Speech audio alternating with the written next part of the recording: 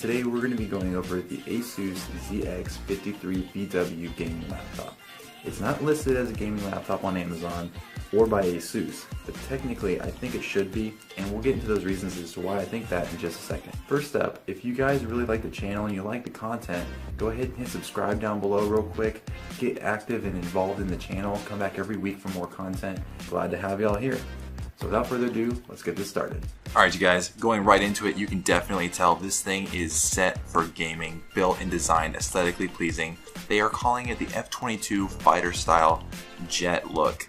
And it is not labeled or sold as a Republic of Gamers or ROG laptop, but it definitely looks like one, especially when you open that lid. You've got those sleek, narrow angles and curves. Everything looks great. For the specifications, you're going to get that 15.6 inch screen. The GPU is the NVIDIA GeForce GTX 960M with 4 GB of dedicated memory. CPU is a 6th gen Intel i5 6300HQ 2.3 GHz, which turbos up to 3.2, which works great. OS is obviously Windows 10. Storage is going to be 512 gigs on an M.2 SSD, which we'll get into why that's so important later. And then you're only going to need 8 gigs of, it's labeled as DDR4 on Amazon, but it's technically DDR3 and that 802.11 AC Wi-Fi. This is a comparison of it next to my 17.5 inch laptop that I am replacing it with.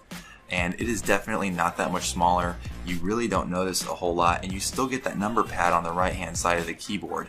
Here you can kind of get a good angle and see what those red lines look like on that keyboard, and they're just great to look at all the time.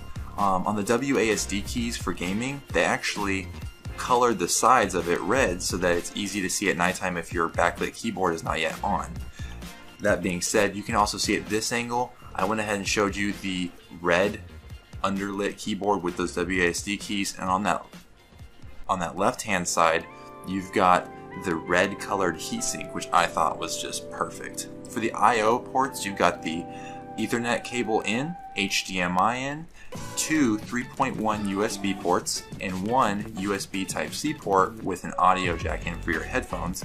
On the right hand side, you're going to have the Kensington lock up top, the DVD player, yes it does come with a DVD player, not Blu-ray, just DVD, and then you have another 3.1 USB port as well with no other ports.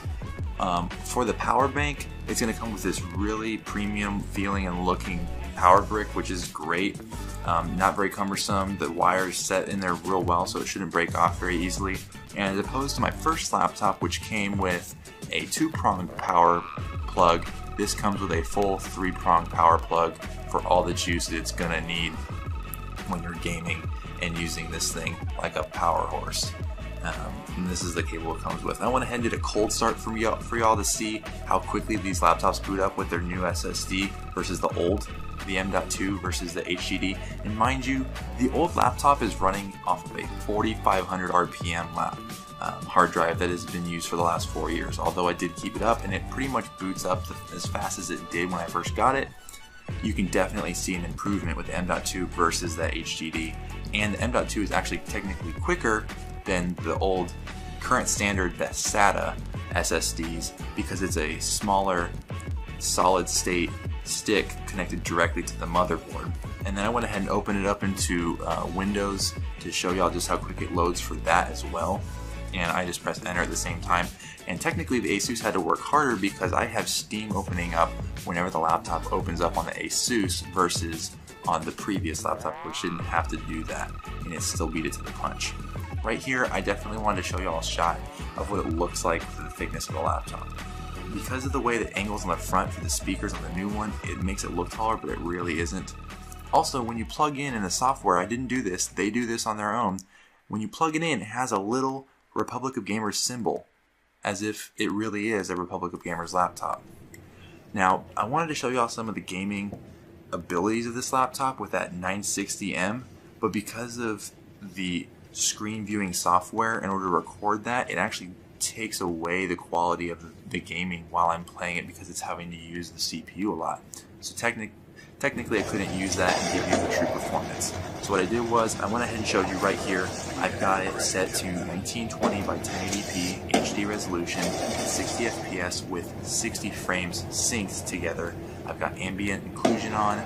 I've got the like pretty much everything you're going to need turned on to make it really high definition. The anti-aliasing is on at ×8, everything.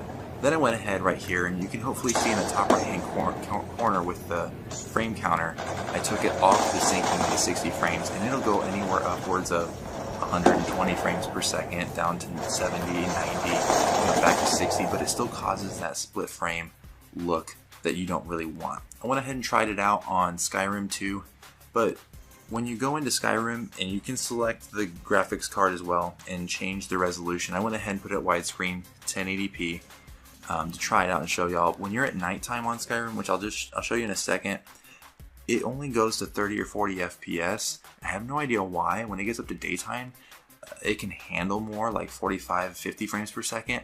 And if you put Skyrim down to 720p, which you will not be able to tell the difference, to be honest, on this laptop, it can handle over 60 frames per second easily, especially even at nighttime. Now this though, I wanted to show you is the worst case scenario. It's at nighttime with 1080p going. No other applications are running in the background. This is just the way it runs, and it's even still pretty smooth at 30 FPS. It's just not as clean as you would want it to be, but for a laptop under $800, definitely worth the price.